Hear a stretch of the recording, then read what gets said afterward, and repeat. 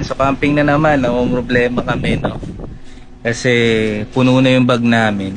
Ayan, malaki na yung bag namin, kaso punong-puno na siya. Hindi namin alam kung paano pagkakasyahin yung unan. Puno na yan, so nandiyan na halos lahat ng mga kailangan namin. Malaki yan. Problema na lang talaga natin yung unan. Kasi yung damit namin nakabukod naman yan sa sasakyan na nilalagay o kaya sa motor. Ito yung unan, malaki siya. Kailangan namin ng dalawa. So, parang imposible siyang pagkasyahin dito sa bag na to since puno na nga.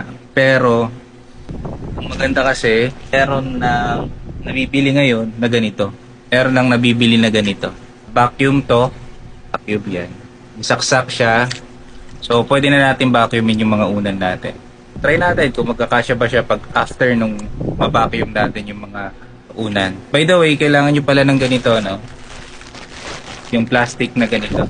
Or nyo siya vacuumin. So, okay ko na lang din yung link dyan sa Hello Basket. Itong plastic na to, pang vacuum talaga siya. Meron siyang parang ganito. Dyan mismo pa-vacuumin natin. I-sealed siya muna pag nandito na yung item. So, try natin vacuumin. Ilagay ko na siya. By the way, kung unan tsaka kumot to. So pag maglalagay kayo ng item, mas maganda flat siya. Kung hanggat kaya nyo, i-flat siya para pag na-vacuum na siya. So parang gaganin siya. Pa-flat din siya.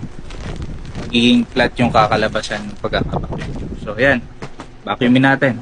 So bali meron tong open close na nakasulat dito mismo. Sundan nyo na lang. Pag close, meaning gagamitin nyo siya kapag after nyo siyang ma-vacuum. Then pag open, yun yung time na ba-vacuumin nyo pa lang siya. So i-open natin. Kasi ba-vacuumin pa lang natin. So, try natin.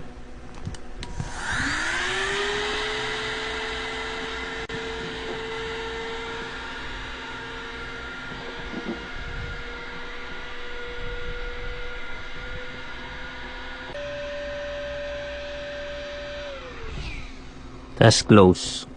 Kanina, sobrang bulky niya, pero ngayon, manipis na siya. Actually, dalawa yung una na naming dala. Tingnan natin kung magkakasya yung dalawa dito sa bag kapag na-vacuum na siya. So, ito yung result mo. Ayan. Diba? Ito yung pangalawa natin. Okay, nag-aalangan na ako dito. So, merong comfort. Ito mas malaki. Yung kanina kasi kumot lang. Ito comforter na. Makapal yan. Subukan natin pagkasyahin dito. Tapos saka natin i-vacuum. Hindi nagkasya yung ilagay natin kanina doon. So sumubok tayo ng mas malaking plastic kasi ito yung nakakarga dyan. May unan, may comforter, meron pang parang palamuti na ganito.